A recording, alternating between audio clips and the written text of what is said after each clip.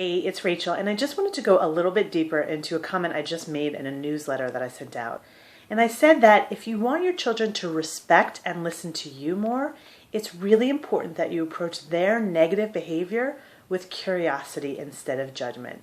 Because what we normally do is we approach negative behavior with so much judgment. So for example, if your son was in some way mean to his sister, we would say something like, "Stop that, stop being so mean to your sister," which is full of judgment.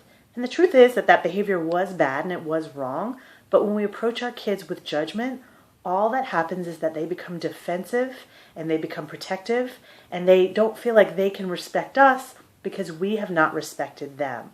But if we can approach that same negative behavior with a boundary, but do it with respect by saying something like, "You were just mean to your sister right there, and that's not okay.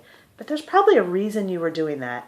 Can we figure out that reason to make sure that you aren't mean to her again in the future? What's going on for you?"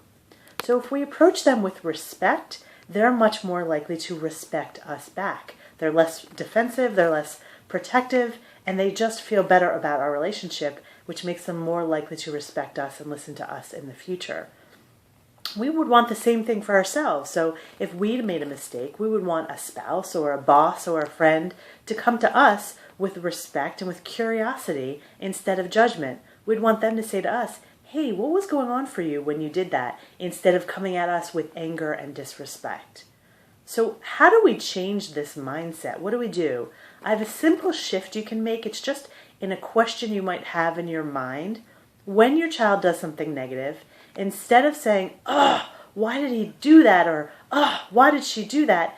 just shift your question a little bit and say, why did he or she do that? When you start to ask this question with curiosity, you ask it with more respect, and you find solutions that not only lead to eliminating that behavior, but create a much more respectful relationship, meaning your child is going to listen to you a lot more in the future. So that's my tip for how to approach behavior with respect and curiosity instead of judgment to get your kids to listen to you more.